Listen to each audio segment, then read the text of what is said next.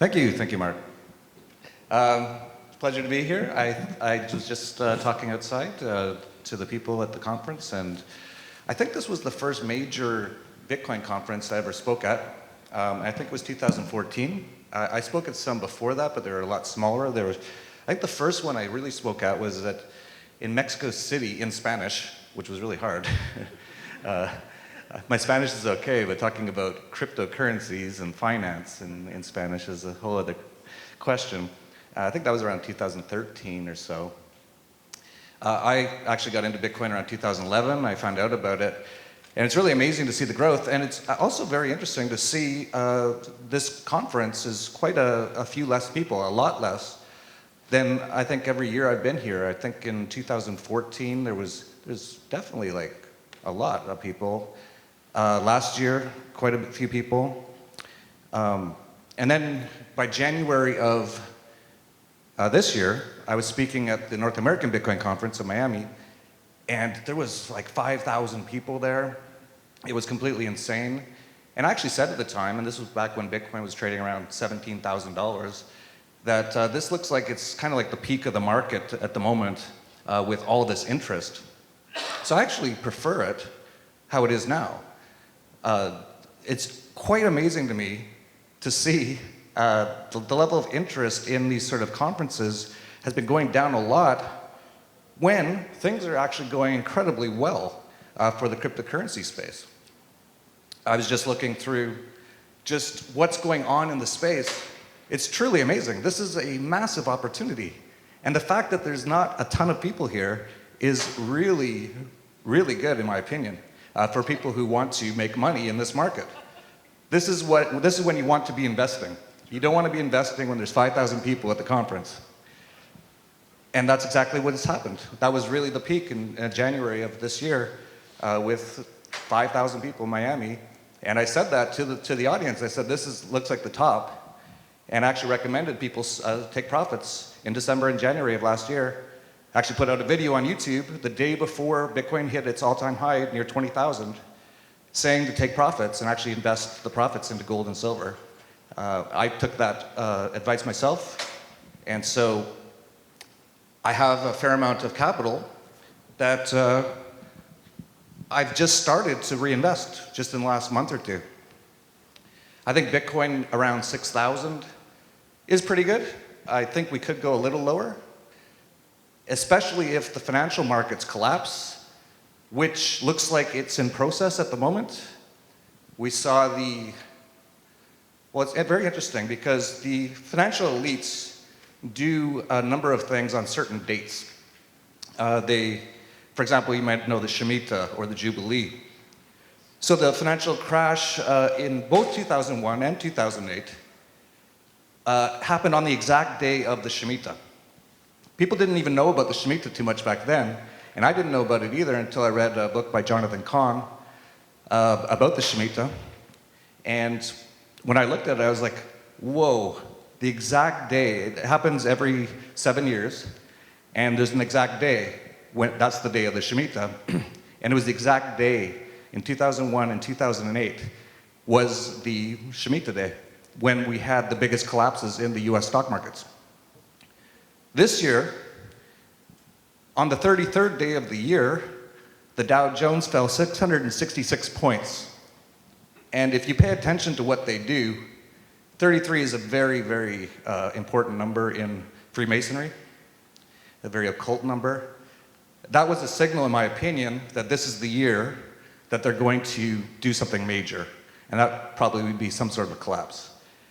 Then just recently, we just saw, actually, on the 1988 cover of The Economist magazine, which is a Rothschild-owned magazine, they put, "Get ready for a new world currency" in 2018, and it was a phoenix with a gold medallion around his neck, and it had the numbers 1010 on it. So I speculated, 1010, 2018. On October 10th, we had one of the biggest drops in the Dow in history. It fell, I think, was it 800 points? So that was just a little while ago, October 10th. We started to see the markets really looking like they're going to have something major happen soon. If you really look into the dates and numbers that they usually use, it could be November 23rd is very likely. November 11th could be, but that's a Sunday. But anyway, it's not important. These are just probably what's going to happen. Now, if we have the markets collapse, it will probably take down cryptocurrencies for a period of time, but not necessarily. But it probably will. Just like anything, cryptocurrencies have been the beneficiary of massive amounts of money printing by the Federal Reserve and all central banks across the world since 2008. So, if we have a collapse, we'll likely see cryptos go down along with everything else, at least for a short period of time. I mean, it might just be a few days. But you could see, let's say the Dow goes down 3,000 points in one day, even though they don't allow it to do that with their system, but let's say it's doing something like that and people are really starting to panic. We'll see everything go down for a period of time. That's just what normally happens in markets. So I could see, if we have a major financial crisis in the next couple months, very likely, that you could see Bitcoin spike on a panic low down to 4,000, 3,500. I don't think much lower than that. And then I think within a matter of days or weeks, it'll be right back up, and then it will start to skyrocket, in my opinion. This is what happens a lot. This happens in the precious metals markets. This happened in 2008. A lot of people, including myself, owned a lot of precious metals, and actually I had a lot of gold stocks because I knew the 2008 crisis was going to happen. It was just so obvious, just like it's obvious right now. My mistake was I put most of my assets into precious metals and gold stocks, and they went down dramatically during the crisis. So I learned from that lesson, and I'm diversified in numerous things, because we probably, if this happens, we'll see most of these things go down quite a bit, 20, 30, 40% in a matter of days. But that will be truly the bottom, in my opinion. So I'm trying to keep my assets in a place, in a way, that they won't go down too much. And actually, I think the precious metals are perfect for that, because they have not been the beneficiary of all of this inflation like every other asset class, including stocks, bonds, real estate, even the cryptos, have all been beneficiaries of the money printing. Gold and silver are down dramatically from 2011. So I think the thing that will fall the least during this coming crisis will be precious metals. So I actually have a fair amount of those, and I have them ready in a form that I can leverage them when this crisis happens. So things like goldmoney.com, and there's a few others. There's one in Singapore, Silver Bullion, I believe. You can actually leverage your precious metals. So I have a fair amount of my assets currently in precious metals for this reason.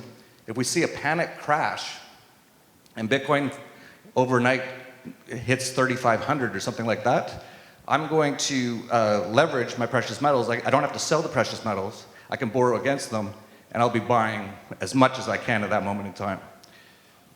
But it's really quite amazing how well things are going in the crypto space, but the level of interest has declined dramatically over this year because the price has been going down.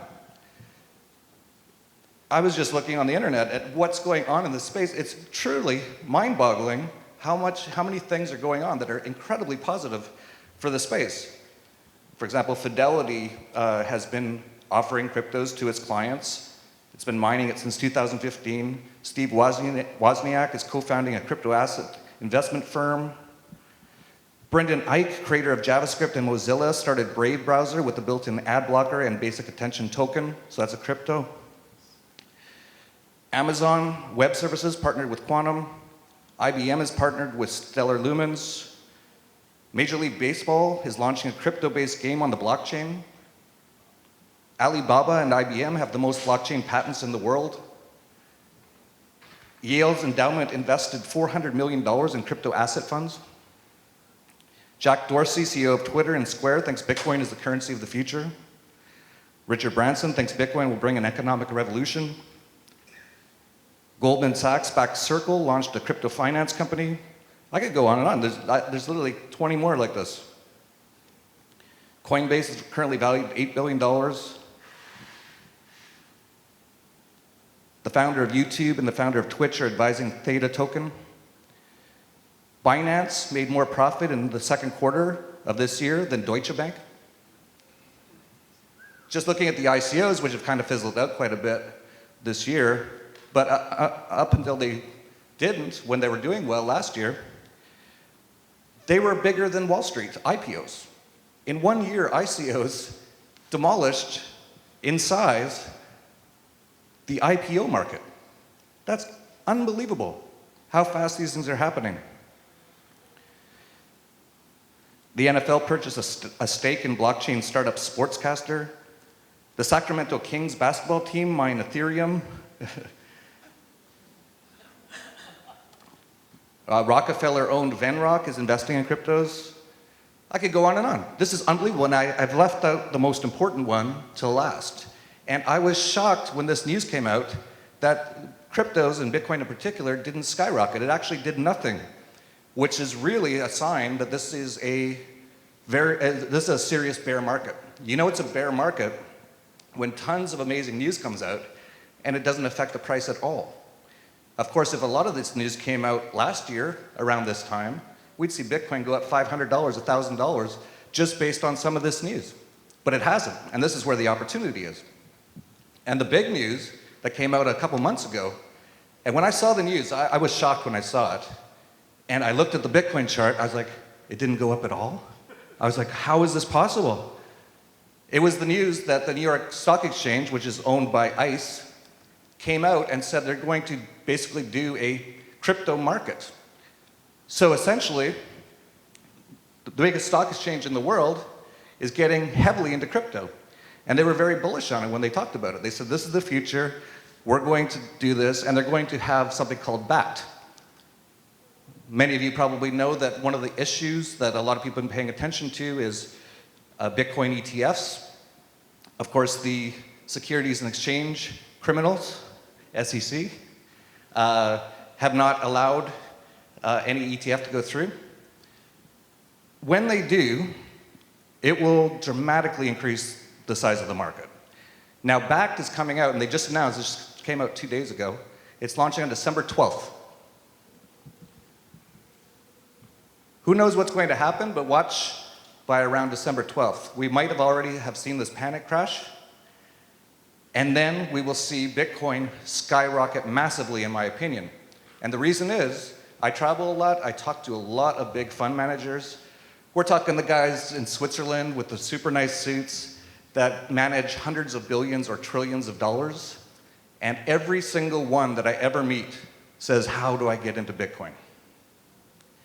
Given the government regulations, most of them, pretty much all of them, can't really buy cryptos to this day. That's changing in various places and various things, but it's still to this day, your average fund manager cannot buy crypto. And they don't even know how, that's the other thing. So it's a bit of a, they're a little behind the curve. But that's also when you want to get in your money into a market, is before the institutional investors get in. Because the institutional investors, we're talking trillions of dollars that they manage. And I haven't yet to meet anyone who's a big fund manager who isn't incredibly interested and wants to get involved in cryptos. They haven't been able to, but on December 12th, they will have the ability to do that. So, to me, that's absolutely massive news. And the fact that there's a lot of empty seats here is perfect. This is great. This is exactly how I'd like to see it. I love it when everyone else totally doesn't know what's going on.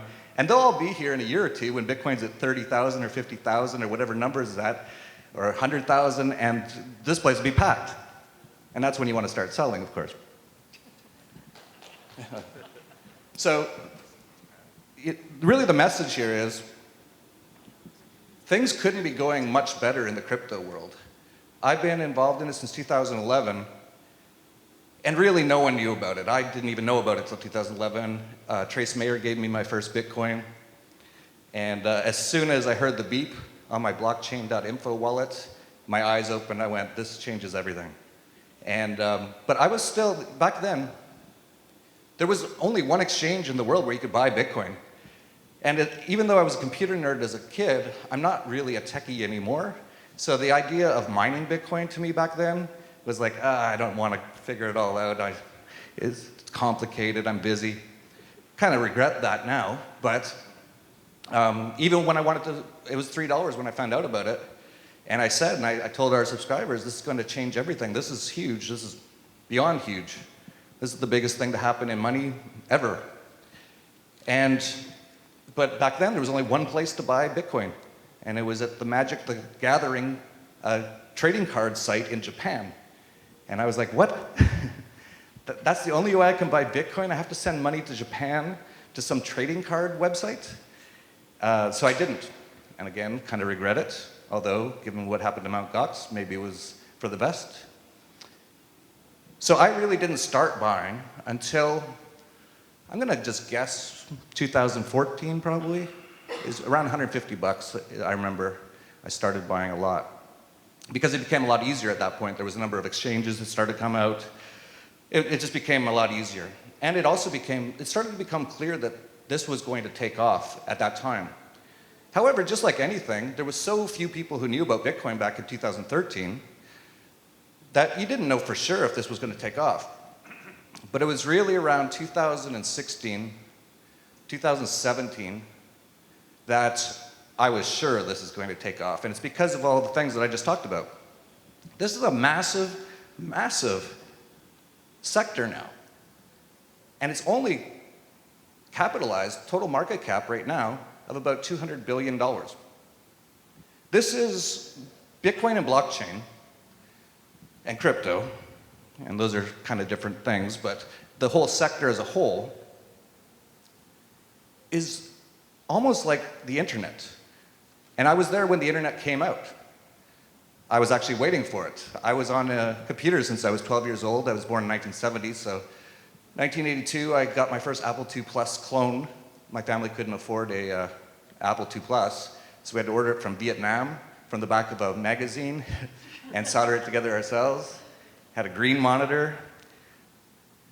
My friend had an orange monitor, and I was so jealous. I was like, that's so much better than my green monitor. It had 48K of RAM, and what I wanted for Christmas that year was 16K of RAM. Because if I could go to 64K, the amount of things I could do would be unbelievable. There was no such thing as hard drives at the time, just floppy disks. You'd use a hole puncher to double the size of it. You could put it on the back if you wanted to. Little trick. And I had a 300 baud modem. I don't know how fast that is, but it couldn't even keep up with how fast I was typing. So I'd be typing and it would just go like this. To download a game at the time, I was a hacker back then, and I forget what they used to call us. We used to copy games or whatever. And to download a 1 megabit game, I'd have to go on my 300 baud modem, and it would take about a day. And if someone called my house, it would screw everything up because the call waiting beep would go, and it would hang up. And that's if I could get onto the bulletin board system, because it's usually just some guy's house with one line. So if someone else is on the bulletin board, you can't be on it. Some people did get more lines over time, but at the beginning it was just one line. So you'd call for like a week, it'd get busy signals, you'd finally get through, you'd hear that fax machine, you'd be like, yes, I'm in, I can download Load Runner. And it's like 1 megabyte, it's gonna take a couple days, and it would. So to see how that progressed. So by the time 1993 came around, I was actually getting a little bored with computers because they hadn't really progressed that much. They kind of stalled, and I was like, when are they going to connect them all? And I was working at a bank in Canada, and it's one of those, just like I remember who first told me about Bitcoin, I remember the first person who told me about the internet. It was a guy named Ishmael from Somalia, or no, Eritrea. And he came up and he said, have you heard about this internet? And I was like, no, what is it? He's like, they connected all the computers together. I'm like, finally, I rushed home, got on my computer, I was like, yes, finally. And back then, I think I had a 28K modem or something. It's still pretty slow. But I remember how much that changed the world. And of course, no one can deny that the internet's massively changed the world. Despite what Paul Krugman said in 1999, that the internet will, at the end of the day, the internet will have been of no bigger impact to people's lives than the fax machine. That's Paul Krugman, writes for the New York Times. He's a joker, he's a comedian. He's kind of homeless too, he looks homeless. But he always looks disheveled. But we can see how the internet changed the whole world now. Really, cryptocurrencies are sort of like the next internet, in my opinion. Now, I don't know if it's going to exceed the size of the internet market, but it has that potential. So we're now at a point where we have this market that is, so many amazing things are happening. Some of the smartest people in the world are all gravitating to this market. I hear things every day that shock me about what some person's doing, this guy's doing something. It's like, wow, like everyone's getting into this, but there's no excitement right now. So this is like perfect timing if you're not into cryptos, this is about as good as it gets. Like I said, it could go down a little bit. Could see 30, 40% drop from here in a panic, but then you really want to be buying. So it's incredible times that, you know, for me, I remember with the internet, I basically quit my job at the bank as soon as I found out about the internet. And I just started a website, and I put up stock quotes on the internet and stock information, because I was into stocks at the time. It's called stockhouse.com. It's still the largest financial website in Canada. We grew to we're in 8 countries. We had a $240 million market cap at one point during the tech bubble. And to see that I'm now at the start of another thing that's going to be as big, or close to as big, or definitely in the same, it could be as big, now, with not many people here. There's so much going on. This is what I say to some people, I go to a lot of crypto conferences.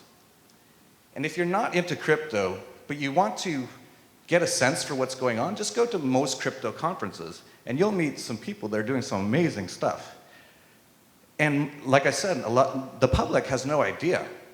In fact, there's a guy on my YouTube channel recently, he's been spamming my page quite a bit with one sentence. It basically says, what's that, 6 minutes? Oh, it's going faster than I thought. Not too painful. And he's been spamming it saying, cryptos are dead. Look at the amount of search results for Bitcoin. It's been going down steadily for months. And I'm like, that's good. And it's not dead. There is no, well, it is possible cryptos could go away. It is possible. Anything is possible. For example, if there was some massive computing technology, quantum computing, it could really cause problems for cryptography sort of things, but there's ways around all that stuff. Of course, the government could turn off the internet. They talk about the internet kill switch all the time. They could also turn off the power. They talk about EMP attacks all the time. So those are the risks. There's always risks, but really, I can't see too many ways. Those are basically the only things I see, is the power gets shut off, the internet gets shut off, or something comes out of left field that no one expected, like some sort of, who knows what it could be. That is possible. But those are the only risks at this moment in time. And there's the risk that it'll go a little bit lower in the next couple of weeks or months. That's the only risks, in my opinion. And the rewards, man, where do I start with the rewards? This is a total market cap of only $200 billion right now. Bitcoin is currently worth more than every other crypto combined. It's currently about 53% dominance. So it has about a $100 billion market cap. In today's day and age, that's nothing. I was involved in the tech bubble, so I had a company that was worth $240 million. I was literally in Hong Kong, turned on the television programming. I don't watch it anymore, obviously, but CNBC, and it was amazing because I was in Hong Kong and it was at the height of the tech bubble. And I was watching it and they're like, Amazon stock's gonna go to $10,000. It was like, I don't know what it was at, it was like $400 at the time or something. And everyone was so bullish, and I was like, man, these guys are really selling this hard right at the peak here. And I woke up the next day, and literally, everything had changed. They're like, Amazon's going to zero. This whole thing just collapsed. It's gone. It's over. And that actually happened in my company. It went from $240 million to basically zero overnight. That's when I had to figure out how central banking works, read the book, The Creature from Jekyll Island, and now I do what I do today, trying to tell people about how these systems work, because they are the ones that cause these bubbles and these crashes. But the tech bubble, and this is back in 2000, so nearly 20 years ago, was a total market cap of what they call the dot-coms of $3 trillion. So think about that. That was in 2000. I've been trying to look up money supply figures this morning. I didn't get the final answer. But I'm going to guess the US dollar money supply has probably tripled since 2000. That's just my rough guess from what it's going up 5 to 10% every year in terms of money printing. So if you just do sort of quick off the top of back of the napkin sort of a thing, 20 years, it's probably tripled in the last 20 years.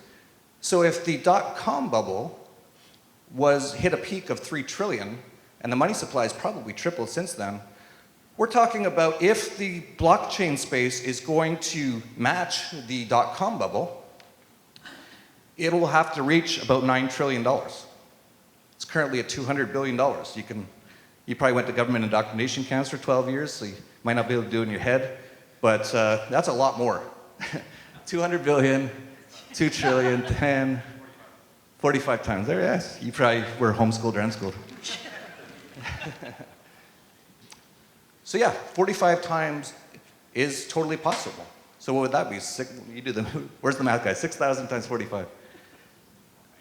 Yeah, let's just do 50. Okay, so that's what, 300,000? Yeah. Yeah, so that's where it could go, and it could go a lot higher. It might not go that high, especially not in a short period of time. It could take 3, 4, 5 years for that to happen. But the amount of innovation and things going on in the space and people working on it, Michael, you might know because you're very involved as a VC. Do you have any idea how many people are actually working in this space right now? It's got to be in the tens of thousands, right? Yeah, probably closer to 100,000. Close to 100,000, yeah. And these are some of the smartest people in the world. If you've ever hung out with some crypto people, not all of them, of course, but man, I sit down with some of these kids, 20-year-old kids, and my brain just starts spinning. I'm like, I have no idea what he's talking about. And he's just like, yeah, we're going to get rid of government and central banks, and we're going to code everything. And I was like, holy cow. And there's like 100,000 of those guys. So the amount of innovation that's going to be coming into this space is going to be absolutely massive. The question is, what's going to really be the winner or survive? It literally could be the case that Bitcoin might totally not win at the end of the day. It could be the case that a number of them, Ethereum as well, just the competition does it much better. If they do it much better, it might just go away. So there's no sure things here. But the space as a whole, I can't see any way that it doesn't do incredibly well over the next few years. And it's amazing too, 100,000 people working on things in pretty much every country in the world, doing amazing things, and hardly anyone knows about it. It's not talked about. If it's talked about on the television programming, what do they say? Oh, Bitcoin's used by criminals. So it's amazing. It's like under the radar of most people, but probably the biggest thing that's happened in the last 20 years, basically since the internet. It's the biggest thing that's happened since the internet. And most people have no idea. Your average person still has no clue. And in fact, they have no clue what's going to happen. I write the Dollar Vigilante. I've been saying since 2010, by the end of the decade, all fiat currencies will probably go to zero. I think we're still on track for that. It's going to be major economic problems, major financial problems. Most people are going to get completely wiped out. But this market will probably do the best of them all. And if you're smart, you should do incredibly well. And it's great that there's a lot of empty seats here today. This is very encouraging, in my opinion, for the potential of this market.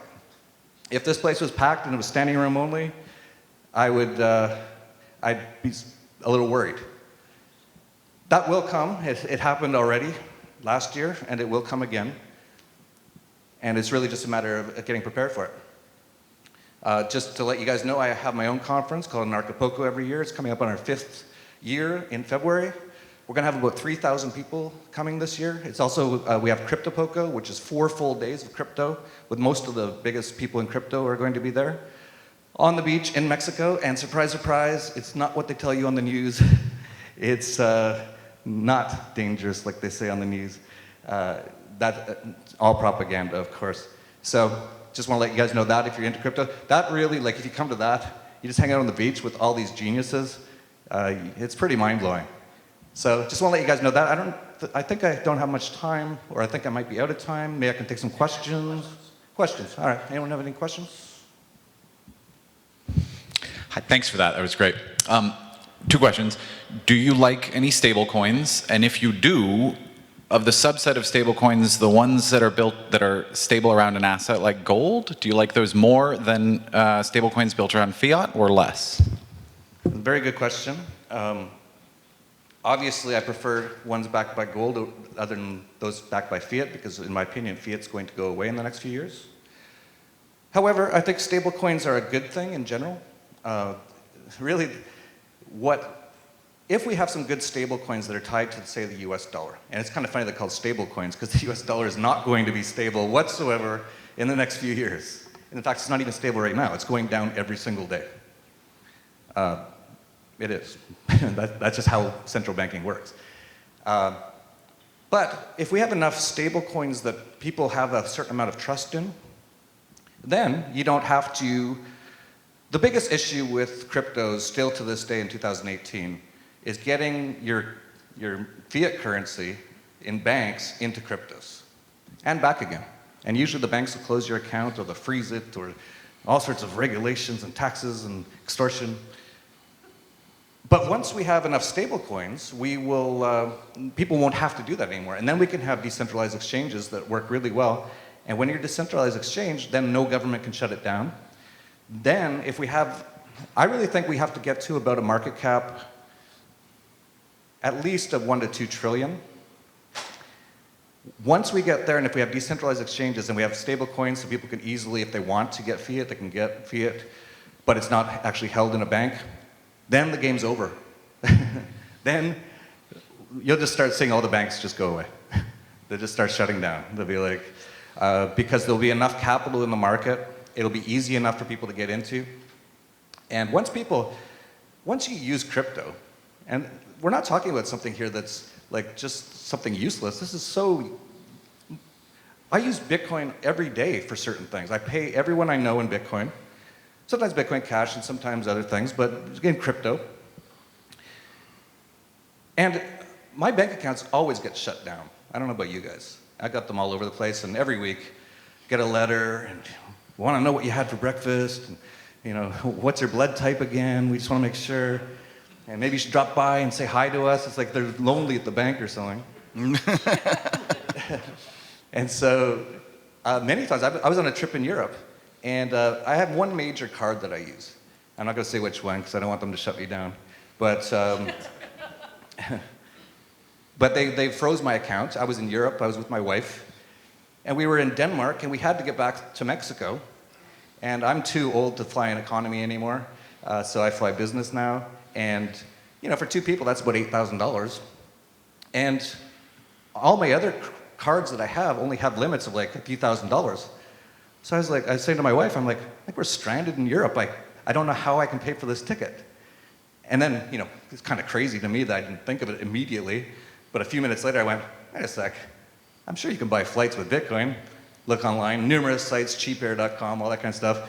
Beep, beep. Oh, that's so much easier, so much better. So we're talking about a thing that once people will start to use it, it's just like with Uber. Once people have it or hear about it and have it on their phone, they'll just stop using regular taxis. I don't know about you guys. I try to avoid regular government-regulated taxis at all costs. And Uber is so great. Just press a button, it's there. And Uber didn't have a big marketing campaign.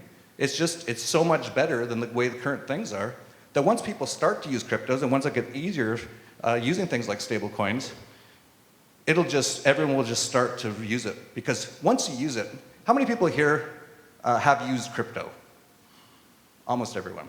And how many people would say the first time you really got it and you understood it and you transferred, didn't it seem pretty amazing to you? How many people would say it was kind of like, wow?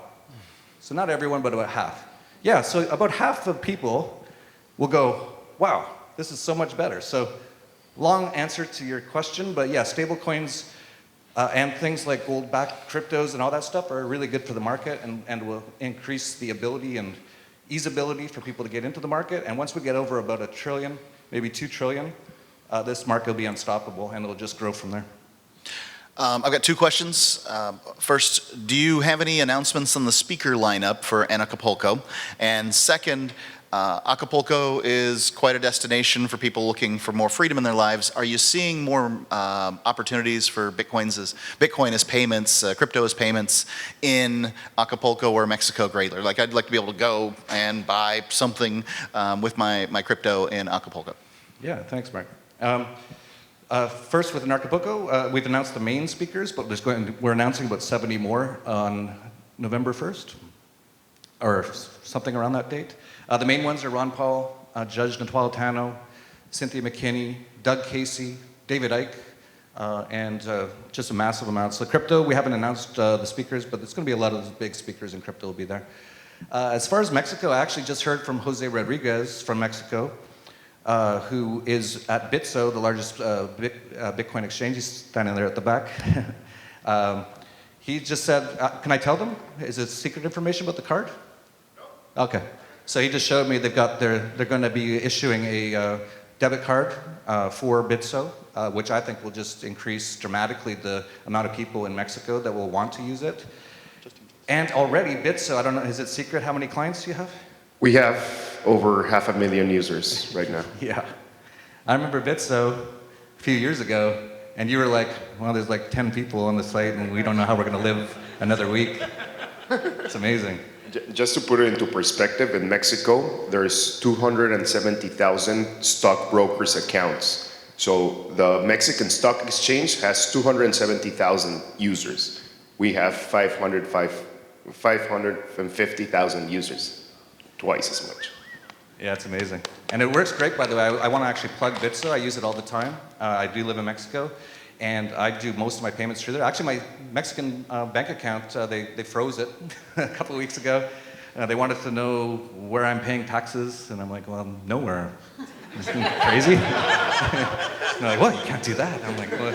They're like, well, you can't transfer money anymore. I'm like, okay, I'll just use Bitso. And it's so good. And as a foreigner, you can use it as well. And so once I get the cards, I would really recommend everyone.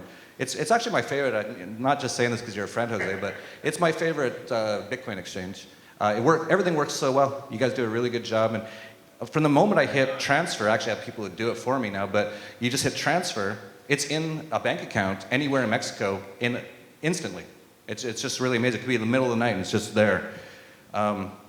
So yeah, I guess that kind of answered the question. A lot of people are moving to Acapulco because of what Acapulco is doing. So every week I see people moving down there, and a lot of them are all doing crypto-related things. So yeah, I think it's going to grow tremendously, especially with things like the Bitso card coming out and stuff like that. So Michael Turpin, and I guess I'll be one of the speakers who'll be announcing for Cryptopolco, because I can't actually make it from San Juan this year, another crypto destination. And my question is, I don't think fiat's going to go away without a fight, right? So how do you sort of see, assuming that this next meltdown, whether it's this year or next year, I don't see it lasting much longer, happens when Bank of Italy, Bank of Japan explode because there's, higher interest rates, and or, AT&T, this building, and one I have a $250 million lawsuit against for SIM jacking, they actually have more debt than the entire amount of equity. And that's like, that's unheard of. It's like 5 times as much as the 2008 crash. But Trump has just continued what everybody else has done since, the last 20 years, which is helicopter money. I mean, if you're not freaking out that there's, 22 trillion, why do you freak out that there's 200 trillion? Yeah, thanks, Michael. I'm glad to hear you can make it to Cryptopolco.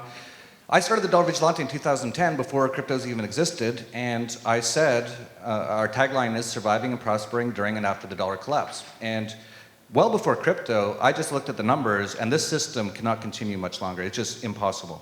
I could go into the details, it would take a while. but just read everything I've said over the last 8 years. But it's going to collapse in one form or another. Now, it could be a hyperinflationary collapse, which is very possible. They might do that. So you might not see the stock market drop 80% in the next few months. You might see it drop 10 or 20%, and then they print up like 5 or 10 trillion more dollars and pump it all into the stock market to keep it kind of afloat. What you'll see is we'll be very close to hyperinflation the more that they continue that. You know, a lot of people say I'm a bit of a doom and gloomer. They say I'm talking about these things. I actually think it's very positive this whole system collapses. It's a very horrible system, central banking system and fiat currencies. They really rob everyone.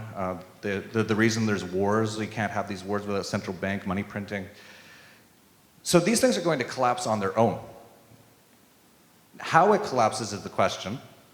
If it's hyperinflationary, then yeah, we'll see Bitcoin at $1 million, but maybe to buy a Big Mac costs 150 bucks, right? And that's very possible.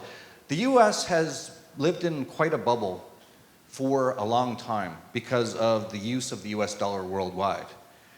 They have massive debts now. You pointed out it's about $22 trillion. And so even if interest rates went to 10%, that'd be $2 trillion per year, which is almost the entire tax base of the US. So it's dead. Everything's dead. The social security system, which is a Ponzi scheme, I call it socialist insecurity because that's actually what it is. And it's bankrupt. They've already said that. There's more money going out than coming in, so they're actually having to put more tax money into it. The Medicaid system's bankrupt. The FDIC, which is supposed to back up if your money in the banks, if the bank has a problem, has no money. It's bankrupt. Everything's bankrupt. So because of the US dollar being used worldwide, it's taken a while for it to reach the sort of hyperinflation level. Most countries, Argentina, Zimbabwe, pretty much most countries, they're a lot smaller and their currency isn't used as much as the US dollar. So they go into hyperinflation very quickly. Zimbabwe can do it in a matter of weeks, and they have. Argentina does it every 10 years. But the US is bigger, so it takes a little bit longer. But the amount of money printing that's been going on, quantitative easing, near zero interest rates for nearly 10 years now, that's absolutely insane. So there's going to be a major crisis. And you say it won't go down without a fight, but there's really you can't fight math. And we're getting near the point where no one can save the system. And I think they know that. I think at the high levels, and we're not talking about Ben Bernanke or Janet Yellen or any of these people. These people are just same as Barack drone bomber and Hillary Clinton. They're just like puppets on the television program. But the people who really run the central banks, they're very smart. And I think they know what they're doing. And I think what they're trying to do, and this is something that I get criticized about every now and then from idiots on the internet, is that they say, oh, you're such a big fan of crypto. You know the government's going to move towards a one world digital currency and tax everything in the future. I'm like, yeah, that's their plan. But cryptos can help us to get away from that system. So this thing's going to collapse one way or another. I think it's meant to collapse. I think they're going to put in a digital government currency. They'll call it a crypto or something probably, just to get people to believe that it's a good crypto. They'll control the money supply. They'll control everything. It won't be decentralized. It'll be centralized. It'll be basically fiat in digital form. But if what we have is the currencies in Japan, the amount of debt they have, it's 3 times the size of the US debt. I don't know how it's still functioning, but it's very, very close. So one of these is going to start to topple soon. Japan, the euro, could be the US dollar, could be almost any country really. And once it does, it'll be a domino effect. And we'll probably see them try to save the system by printing up massive amounts of money, probably go into a hyperinflation, and then they'll say, huge collapse, everyone's broke, people are dying, we're going to create a new digital currency and this will save everyone. So that's what's likely to happen. The great thing is, once they create a digital currency, it'll be so easy for us to... Will it be a Rothschild coin or what? Oh yeah, of course. And, but once they create digital currency, it'll be so easy for us to convert people over to the good cryptos. So they really can't win what they're trying to do, but like you said, they will try, and they will fight, and they will do whatever it takes. They're very power hungry. And they don't want to lose the system that has impoverished the entire world and enriched them massively. I don't know how much the Rothschilds could possibly be worth. I've heard numbers like 500 trillion or something. But whatever it is, they've made massive amounts by scamming people for over a century since the founding of the Federal Reserve in 1913. So they're not going to go away easy. The good thing is a lot of them are dying. They're getting old. Rockefeller died. Someone just died recently. John McCain, but he's not really a banking guy. They got new ones, though. One of them married Paris Hilton's sister. Yeah, the new guys, though, don't seem as evil. Like, yeah, like the Rockefeller, you just look at him, like he looks like a lizard. He's like, you can see the blood dripping off his teeth. These younger guys, like Peter Thiel, and they go to Bilderberg. Yes, I think what they're doing and trying to get everyone into a digital one world currency is incredibly bad and horrible, but they don't seem quite as evil as the older guys did. So, I can't imagine Peter Thiel and these guys planning a world war just to finance wars and make money off of it, right? That's what the old guys used to do. But we'll see. Power corrupts. That's what the whole movie The Lord of the Rings was about, that ring of power. J.R. Tolkien, by the way, called himself an anarchist. And the entire book, the entire movie, is about the control and power used to be through governments and central banks. So yeah, even Frodo or Bilbo, you give them that ring and they can't handle it and they go crazy. So we'll see. But yeah, that's generally what's probably going to happen. I don't know how it's going to play out. It's going to be very interesting. And it's not going to be decades from now. We're talking probably months, and it could be years, a couple of years. But this is going to happen sooner rather than later. And the interesting thing with technology and the internet and blockchain is things are happening so much faster now. So we're going to see, it's just crazy. I can't even keep up with everything that's going on. So yeah, it's going to be amazing and interesting, and who knows what's going to happen at the end of the day. But the more that we can get people into cryptos, the better chance we have for a freer world in the future once the system collapses. Because once the system collapses, they're going to put in a new system. And if they can convince everyone that the reason it collapsed was the government wasn't police state or strong enough, big brother enough, and the central banks didn't print enough money, then people will just go back into the same cycle and destroy things all over again. But the more that we can wake people up and say, stop using their central bank money, the fiat currencies, start using better, more sound money, and we can change the world, we have a hope, massive amount of hope. But we'll see what happens. I guess, should we wrap this up? What do you think? Or do you want, someone have a question? Wrap it up? Yep. Okay. All right, so thank you guys. Thank you very much.